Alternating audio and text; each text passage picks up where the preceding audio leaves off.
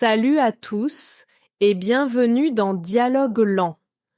Aujourd'hui, on va parler de comment prendre un rendez-vous chez le médecin sans stress.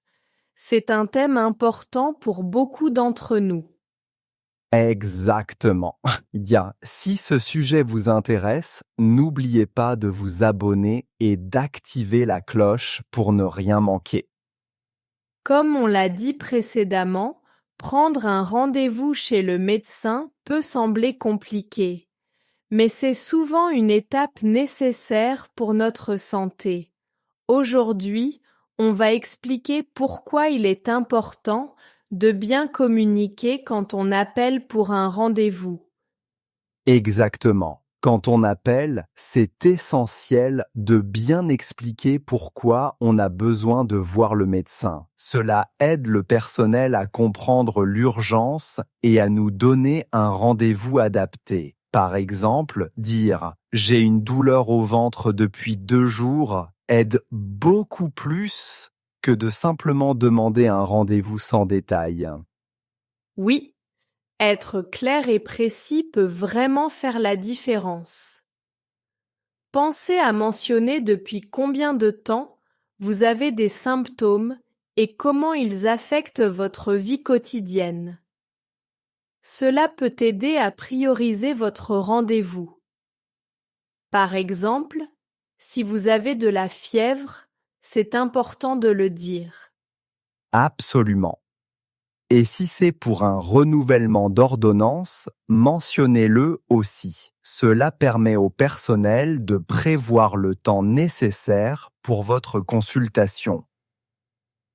On peut dire quelque chose comme « J'aurais besoin de renouveler mon ordonnance pour mon traitement de l'asthme ». C'est aussi utile de se préparer avant l'appel. Avoir une liste des symptômes ou même des questions que vous voulez poser au médecin peut vous aider à ne rien oublier. Cela peut rendre l'appel beaucoup plus efficace. Oui, et n'oublions pas les informations personnelles essentielles, comme votre numéro de sécurité sociale ou votre carte d'assurance maladie. Cela peut être demandé pour confirmer votre identité et faciliter la prise de rendez-vous. Et si vous ne parlez pas très bien la langue, n'hésitez pas à demander de l'aide à un ami ou un proche pour faire l'appel. Ou bien, préparez des phrases clés à l'avance. Par exemple, vous pouvez écrire « Je ne parle pas bien, pouvez-vous parler lentement ?» C'est un très bon conseil. Et pour ceux qui se demandent quand appeler, essayez de le faire en dehors des heures de pointe, comme tôt le matin ou en début d'après-midi. Cela peut réduire votre temps d'attente au téléphone. Et si vous avez besoin d'annuler ou de changer un rendez-vous, essayez de le faire le plus tôt possible. Cela permet à d'autres patients de bénéficier du créneau et montre aussi votre respect envers le personnel médical. Très juste. En résumé, bien préparer son appel et être clair sur ses besoins sont essentiels pour obtenir un rendez-vous adapté. Cela simplifie la vie de tout le monde, y compris la vôtre. Oui, et cela montre aussi au personnel médical que vous prenez votre santé au sérieux. Et au final, c'est cela qui importe le plus. Maintenant que vous avez réussi à obtenir un rendez-vous, il est temps de parler de ce qui se passe lors de la consultation. Et là, il est essentiel de bien décrire vos symptômes au médecin. Oui, et c'est souvent à ce moment-là que le stress monte. On peut se sentir nerveux à l'idée de ne pas savoir comment expliquer ce qu'on ressent. Mais pas de panique, on est là pour vous aider à mieux vous préparer. Une bonne astuce est de commencer par les symptômes les plus évidents. Par exemple, Si vous avez mal à la gorge et de la fièvre, vous pouvez dire « J'ai mal à la gorge et une fièvre depuis 3 jours ». C'est direct et clair. Exactement. Il est aussi important de mentionner l'intensité des symptômes. Est-ce que la douleur est légère, modérée ou sévère? Est-ce qu'elle change au fil de la journée? Ce genre de détails peut vraiment aider le médecin à poser un bon diagnostic. Pensez aussi à décrire comment ces symptômes affectent votre quotidien. Cela donne au médecin une idée de l'impact sur votre vie. Par exemple, « Je n'arrive pas à dormir à cause de la toux » est une information précieuse. Oui, et n'ayez pas peur de parler des symptômes moins évidents. Parfois, ce qu'on pense être un détail peut être crucial. Par exemple, si vous avez des maux de tête légers mais réguliers, mentionnez-le aussi. Si vous avez des antécédents médicaux ou des allergies, c'est le moment de les rappeler. Cela peut influencer le choix du traitement. Vous pouvez dire « Je suis allergique à la pénicilline » pour éviter toute confusion. Une autre bonne pratique est de venir avec une liste écrite de vos symptômes. Cela peut vous aider à ne rien oublier pendant la consultation. Et si vous êtes stressé, cela vous donne un point de référence. Et si vous ressentez des émotions comme l'anxiété ou la dépression, n'hésitez pas à en parler. Les médecins sont là pour vous aider de manière globale, pas seulement pour les symptômes physiques. Enfin, si vous avez du mal à vous exprimer, demandez au médecin de reformuler.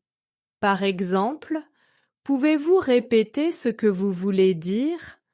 Cela vous assure de bien comprendre et de participer activement à votre traitement. En résumé, soyez honnête et précis. Plus vous donnerez d'informations claires, plus le médecin pourra vous aider efficacement. Cela peut vraiment changer la qualité de votre soin. Absolument. Et n'oubliez pas, le médecin est là pour vous aider, pas pour vous juger. Alors, allez-y avec confiance et ne laissez pas le stress vous empêcher de bien communiquer. Avez-vous déjà ressenti du stress avant une consultation médicale et comment avez-vous fait pour bien expliquer vos symptômes au médecin? Maintenant que vous êtes prêt à expliquer vos symptômes, parlons des questions que le médecin pourrait vous poser. Ces questions sont là pour mieux comprendre votre situation. Par exemple, le médecin pourrait demander « Depuis quand avez-vous ces symptômes ?» Cette question l'aide à déterminer l'évolution de votre état. Oui, et il est important de répondre aussi précisément que possible. Si vous ne vous souvenez pas de la date exacte, essayez de donner une période approximative. Par exemple, cela a commencé il y a environ 2 semaines. Ce genre de précision est très utile pour le médecin. Le médecin pourrait aussi s'intéresser aux facteurs qui aggravent ou soulagent vos symptômes. Par exemple, est-ce que la douleur augmente après avoir mangé ou est-ce que le repos diminue les symptômes? Réfléchissez à ces aspects avant votre rendez-vous, cela facilitera la discussion. Une autre question fréquente concerne les médicaments que vous prenez actuellement. Le médecin pourrait demander « Prenez-vous des médicaments ou des suppléments ?» Soyez prêt à mentionner tout ce que vous consommez, même les remèdes naturels. Cela évite les interactions dangereuses. Le médecin pourrait aussi s'intéresser à votre mode de vie. Par exemple, il peut demander: avez-vous changé de régime alimentaire récemment? Ou pratiquez-vous une activité physique régulière? Ces informations peuvent influencer le diagnostic. Alors, soyez honnête et précis. Et n'oubliez pas que le médecin peut poser des questions sur votre état émotionnel. Par exemple, vous sentez-vous stressé ou anxieux dernièrement? Les émotions jouent un rôle important dans la santé, alors n'hésitez pas à partager vos ressentis. Il est aussi possible que le médecin vous demande si vous avez remarqué d'autres symptômes qui semblent sans rapport. Par exemple, avez-vous des éruptions cutanées ou des changements d'appétit? Même si cela vous semble anodin, mentionnez-le. Si vous ne comprenez pas une question, ne paniquez pas. Vous pouvez demander au médecin de reformuler. Par exemple, pouvez-vous expliquer ce que vous voulez dire par là? Il est essentiel que vous soyez sur la même longueur d'onde pour un diagnostic précis.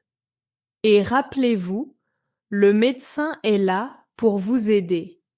Il est normal de ne pas avoir toutes les réponses immédiatement. Prenez le temps de réfléchir et n'hésitez pas à demander une pause si vous en avez besoin. La communication claire est la clé d'un bon échange. En fin de compte, le médecin veut vous comprendre pour mieux vous soigner. Considérez cet échange comme un partenariat. Plus vous serez clair et honnête, plus l'aide que vous recevrez sera adaptée à vos besoins. Soyez tranquille, vous êtes entre de bonnes mains.